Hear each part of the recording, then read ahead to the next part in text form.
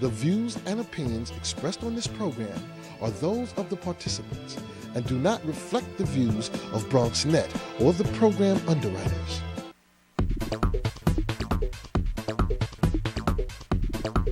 BronxNet. Your voice, your views, your vision.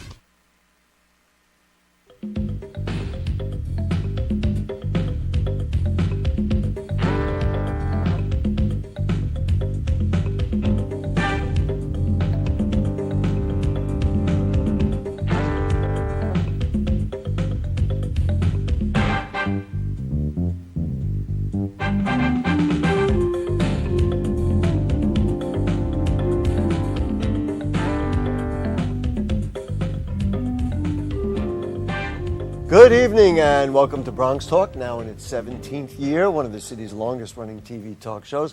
We're on tape tonight because of Bronx Week events, so no phone calls tonight, but we will check our email, and you can email questions or comments to us at bronxtalk@hotmail.com, and we'll read those on the air during a future edition of our program.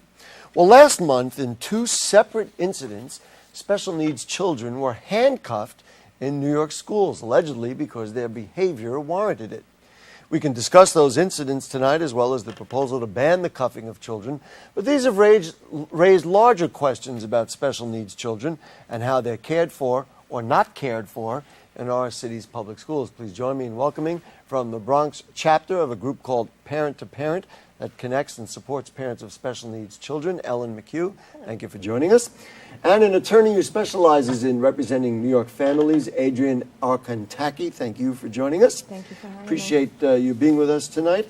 Let's start with you, Ms. McHugh. Give me a status report on special education in New York City public schools. How are we doing? Status report? Yeah, we want to do a state of the special ed schools here. Well, you could start with confusion, concern, and maybe a little consternation. There's a new initiative for special education being launched across the city, well, was launched across 235 schools, and it's supposed to be launched again across the system in 2012, right? Mm-hmm. And what's the nature of that initiative? Educating students in their zone school, keeping children home instead of shipping them around the town. Most kids with special needs get sent to a special site. Not necessarily a special school, but a cluster. LD children in one place, deaf children in another place. So the thought is to keep them home with their siblings. For general track students, that would be seen, I think, as a good thing, because we always want to keep children in the neighborhoods. I'm guessing the implication from you is this is not good because maybe some of these schools are not equipped to deal with the special needs of these special children. To be polite, yes. we don't mind being polite, but we don't mind being direct. So it's a problem and a concern. It's definitely a concern. Most principals are not prepared for this kind of different child. Mm-hmm. A deaf child, a blind child, a child with CP who uses a wheelchair, a child with a moderate form of autism can throw people for a loop. As we saw in the incidents that I referred to at the opening of the show. This is in place now. This is an initiative that began in the 2010 school year, right? And it affected 235 schools, more or less, across the city. And they were going to roll it out across the entire city in the fall of 2011, but realized that, I think what they realized is that there would be tremendous budget cuts, and also that it's hit a few bumps and squumps. What do you hear? And Ms. Arkantaki, I'm going to get to you in a second, but what do you hear? Do you hear from parents about this specifically? Like, all of a sudden, my child, even though the child had to travel, now the child doesn't travel, but now they're in a school that maybe doesn't know how to accept the school doesn't have equipment, or the school doesn't have teachers trained, or they don't have a culture, which is a bigger issue of providing access in different ways.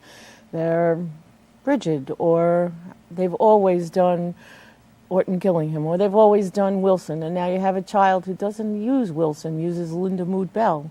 And what are those names? Reading programs. My son is deaf. It's very rare to have anybody in the school who is fluent in sign language. So where would he go? to express his concerns to someone. This sounds like I don't want to say desperate, but very difficult situation that you say affects now 235 schools, but potentially can affect more. This is not a good situation. The state looked at New York City and said that in contrast to the rest of the state, New York City does not provide opportunity for the students to be with their typically developing peers at the same rate the rest of the state does. So over 80% of the kids are in the rest of the state are integrated with their typically developing peers. I'm not sure of the number here, but I've heard as low as 40 and as high as 60 are not. That's a pretty good clue to get to our attorney here. Are there legal issues potentially being crossed here, or that parents need to know about some of the things Ms. McHugh is referring to? Absolutely. It's important for families to know that both by the federal law and by state law, their children are entitled to free, appropriate public education, and people who are in the industry know that that's called FAPE, and they are entitled to that in the least restrictive environment. So it means that also you have to look at the individual needs of the children. The state and the city and the outer districts can't just look at a boxed program and say, well, this is what we have available, so here, child A, this is where you have to go. Here, child B, this is where you have to go. By law, both at the federal level and again at the state level, that child is supposed to be served according to his or her unique needs. And that's what should determine the placement, and that's what should determine the services. So my job as an attorney, and I represent many families in New York City, is to really have the families know that there are legal rights, and every time that they go to a Committee on Special Education meeting, which should be at least once a year, that they are given these procedural rights, and it should be in their native language, and they should always read those rights. And if they feel that the child is not getting an appropriate education, or they're being, shipped off to a school that can't provide for their unique needs, that there are remedies to that. If what Ms. McHugh is saying about this new system and the new way of handling it, one would think your office is overrun, or if it's not overrun, it's going to be overrun with cases, because it sounds like, and I'm not prejudging it, only taking what I hear, it sounds like this is what was a difficult situation, now a very difficult situation for a lot of people. I think you're right, and we are very busy. As special education attorneys representing families, we are very, very busy. And many families come to us because they don't know what their legal rights are. They'll go to a meeting, and the director of special education or the CSE representative will say to them, well, we just can't offer that. Or this is just the way it's done, as you've said. And many families don't know that they have recourse. And so our office is very busy. Give me a description of the type of case you see frequently, and you can be as specific as what actually goes on in those cases. Families come to us, and there are a couple of instances. Families come to us and say, we have an individualized education program, which is referred to, the acronym is an IEP, and my child is supposed to get speech and language 3 times a week for 30 minutes. And they're supposed to get that on an individual basis. However, there's no provider available, and the school hasn't had a provider since September.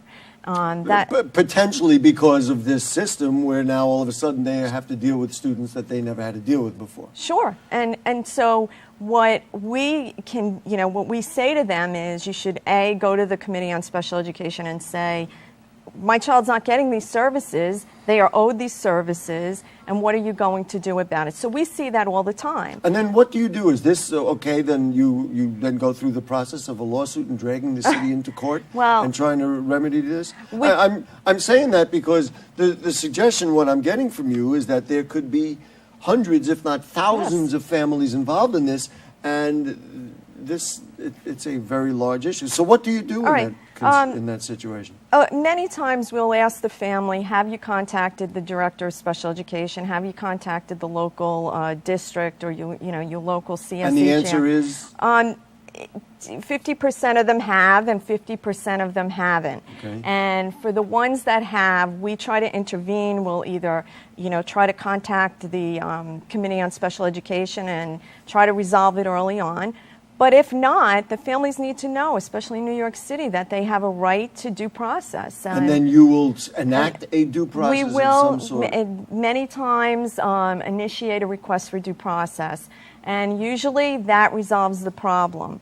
However, sometimes it doesn't, and sometimes there needs to be a hearing. Now, the other type of case that we'll have is where an IEP is developed and the program isn't appropriate. So you'll have a child who has communication needs or needs, speech and language and more yet often. they're not designated and not specified in that program. Absolutely. And why does that happen, Ms. McHugh? Why does that happen? I think sometimes it happens out of sheer bad luck, and other times it's bad planning. People, especially parents, they assume that the folks they're talking to know, especially the first time around.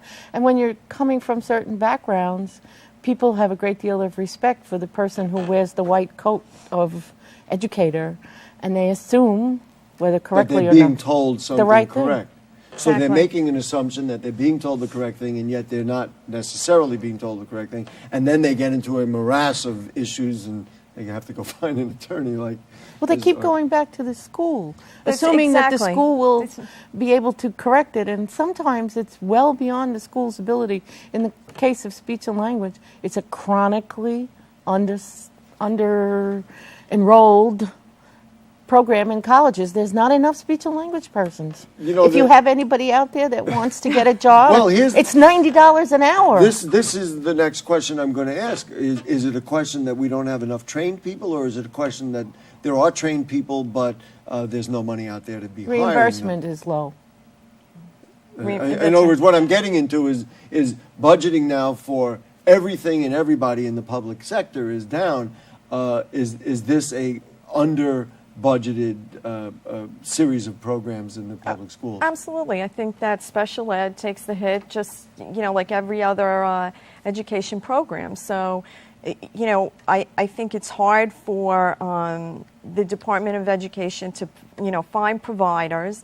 And the families sometimes are issued what are called RSA letters. RSA letters. You With say them like we related should all know what they service are. assignments. What are they? The related service assignment letters. And More so, acronyms in this show than probably we've done in a long time. Oh. and so the families are issued these letters if the schools are unable to find the providers. But the problem then becomes that the families can't find providers.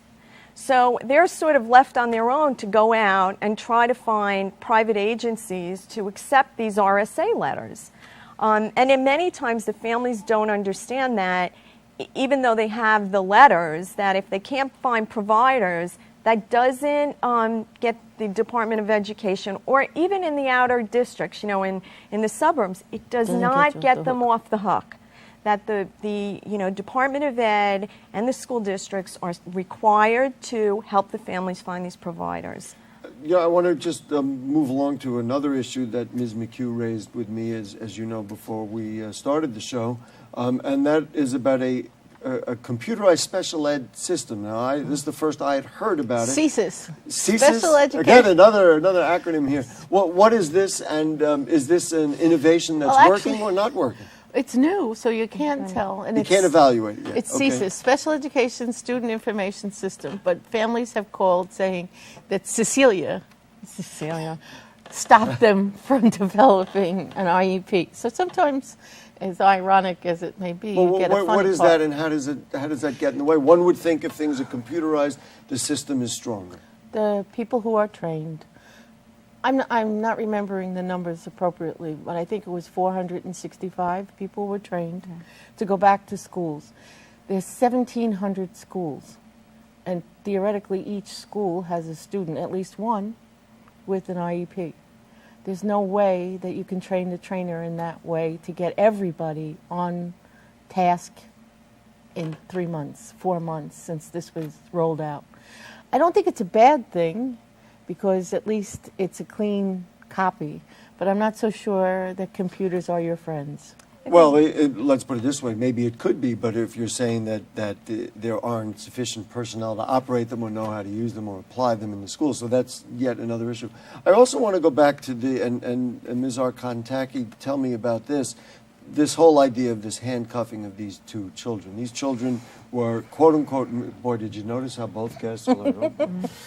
These children were misbehaving, potentially violently or in some extraordinary way, and the schools decided ultimately that the way we have to deal with this is ultimately call the police and handcuff them and take them away. These were 7-year-old, one was 7, boys. I think one was 12. Clearly you're not happy with this, but Dennis Walcott, the new chancellor, said that the situation is sad, but sometimes handcuffing children is in fact necessary. Your thoughts? Well, they both are jumping ready to talk. We'll let the attorney speak first, and then Ms. McHugh, you can have I think that it was these are tragic situations. I think that they definitely could have been handled differently. And I think, you have to look to how are you training people to deal with kids with special needs. Under the special education laws, you're supposed to develop behavior intervention plans.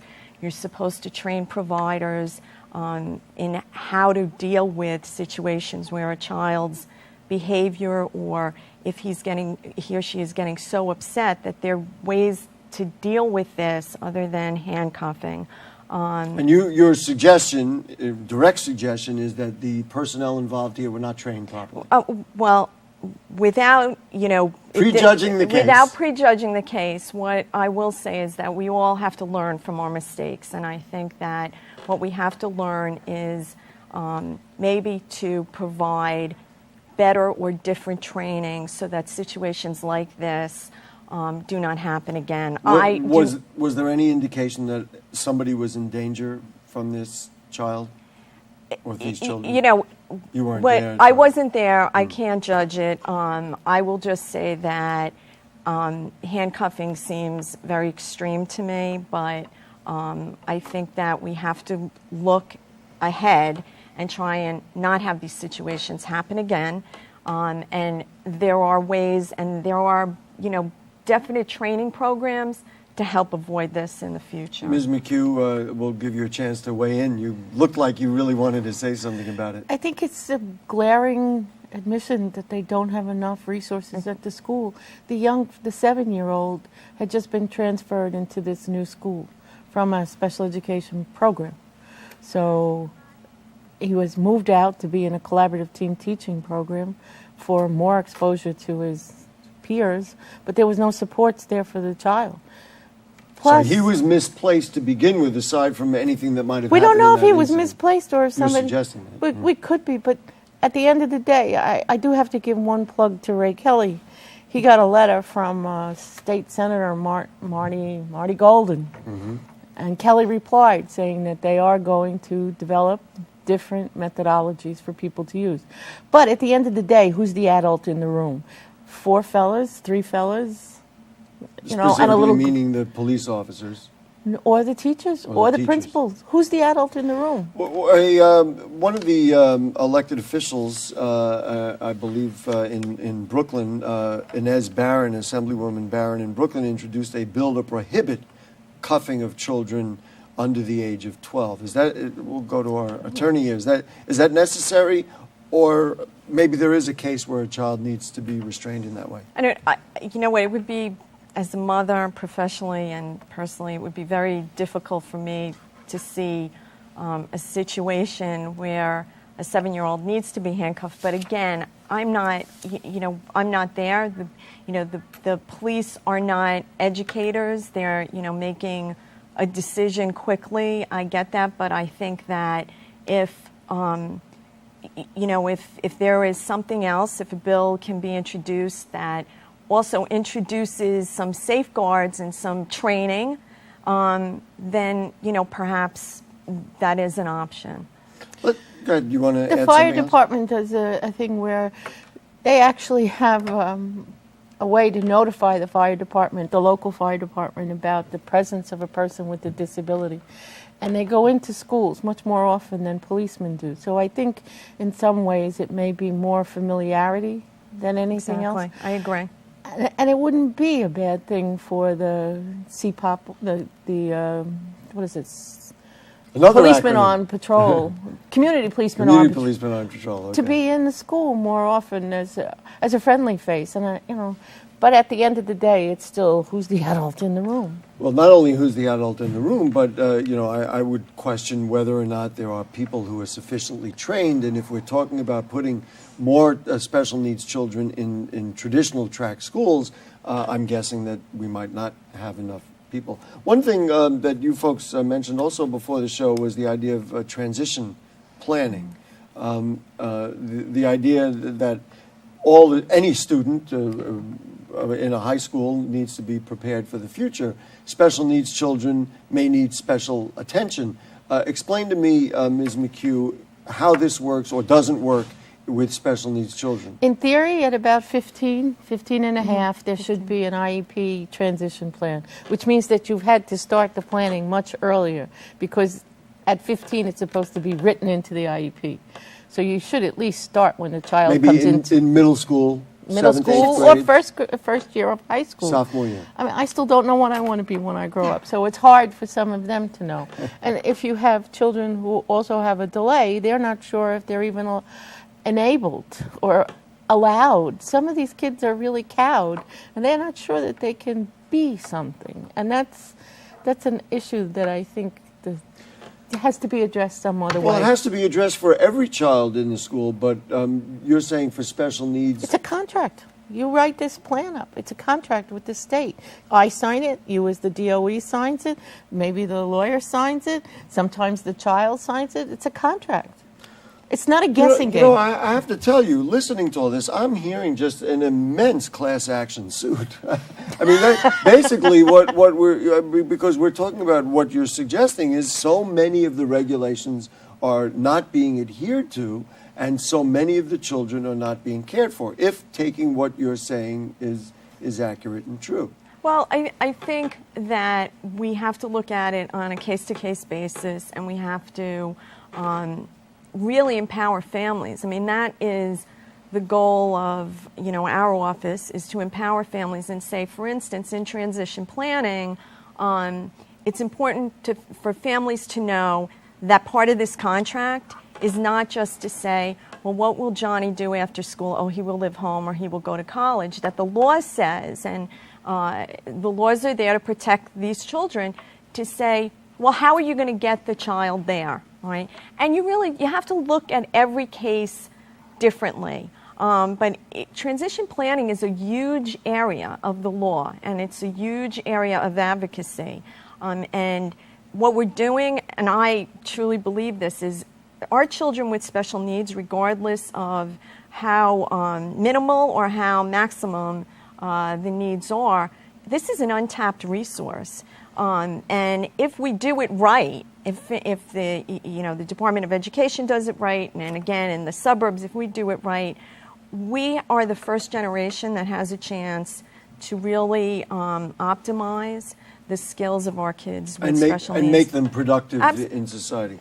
It is something, as we get toward the end of the show, is there anything hopeful out there? Is there anything that encourages you, that makes you, both are nodding yes, so we'll go. The NEST program? Talk to me about good things. Then the other thing we want to do, certainly before we close out, is give parents resources so certainly they can contact you or your group, because I'm hoping we stirred up some questions and people say, you know what, maybe my child could get more. So let's start about what's hopeful. What do you like? What's the NEST program is a brand new, maybe 5 years old, more or less, for children who have autism. And they're more capable in the classroom. And it was specifically developed to address this. And it's very carefully thought out and very carefully implemented with a very clear class size ratio. Are there enough schools and programs? No. See, I always turn it into a negative. So it's a good program, but you'd like to see it expanded and maybe and a good collaborative team teaching program. When you have a teacher who has a special ed background and a general ed background working together, they complement each other, and they can work in a classroom that has, 28 children in it with some some ease. For you, something hopeful? I am the eternal optimist, and I think that if we empower parents, we make sure that they know, regardless of how much wealth they have, or the families that don't have a lot of wealth, that there's still resources out there that can help them help their children. And I've seen many children who were lost in the system. When the parents, who were the greatest advocates, step up to the plate, they have done really well. I think that we have terrific teachers out there, and people who really care. So I think if we can take a grassroots effort and really let families know that they can empower their children, that, there's a lot of hopeful things that are happening, and there's, And for you, it's parents taking as much control and much interest and support as they possibly can. Absolutely, and involving the child in as many decisions as they can be involved in, and letting the children know that they're important, regardless of, what the disability is, that they can do well, and just embracing it. Ms. McHugh, contact info for parents. 800-405-8818. She knows it well. 800-405-8818. We also have a 212 number that we're going to put up on the screen. That's 212-229-3146. That's a fax. Oh, that's a fax number. All right, parent to parent.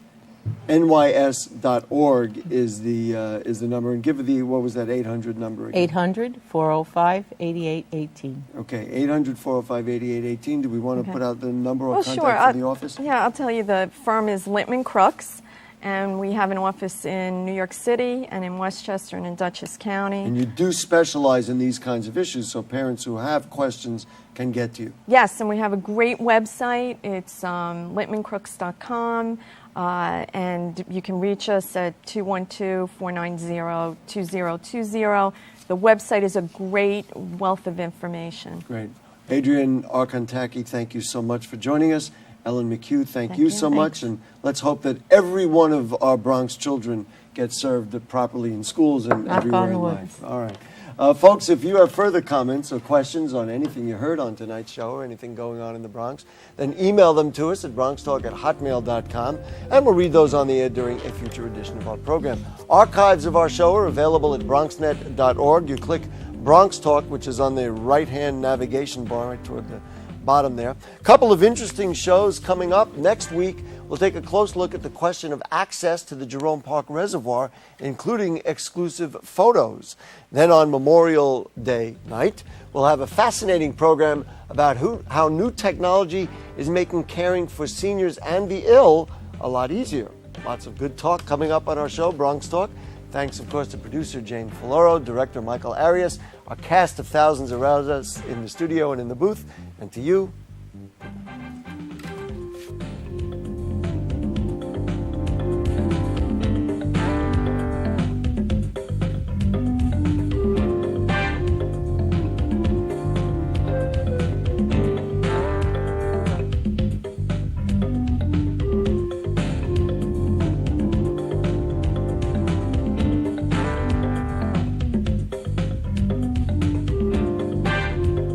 This is Bronx Borough President Ruben Diaz Jr.